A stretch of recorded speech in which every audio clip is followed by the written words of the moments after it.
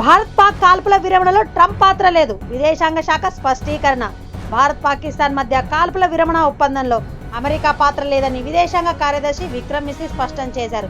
ఈ అంశంపై అమెరికా అధ్యక్షుడు ట్రంప్ చేసిన వ్యాఖ్యలను భారత్ ఖండించింది. ఇటీవల పార్లమెంట్ విదేశీ వ్యవహారాల కమిటీ సమావేశంలో మిస్రీ ఈ వ్యాఖ్యలు చేశారు. ఆపరేషన్ సింధూర్ సమయంలో భారత వైమానిక దళాలు పాక్ వైమానిక స్థావరాలపై దాడులు చేశాయని ఆయన తెలిపారు. ఈ దాడులకు పహల్గామ్ ఉగ్రదాడే కారణమని ఆయన వెల్లడించారు. అలాగే పాక్ నుంచి ఎలాంటి అణు సంకేతాలు రాలేదని, ఘర్షణ సాంప్రదాయ యుద్ధం స్థాయిలను జరిగిందని అన్నారు. కమిటీ సభ్యులు ట్రంప్ వ్యాఖ్యలపై ప్రశ్నించగా మిస్రీ వాటిని తోసిపుచ్చారు. ట్రంప్ మధ్యవర్తిత్వం లేదని, కాల్పుల విరమణ పూర్తిగా భారత్ పాక్ ద్వైపాక్షిక చర్చల ఫలితమని ఆయన స్పష్టం చేశారు.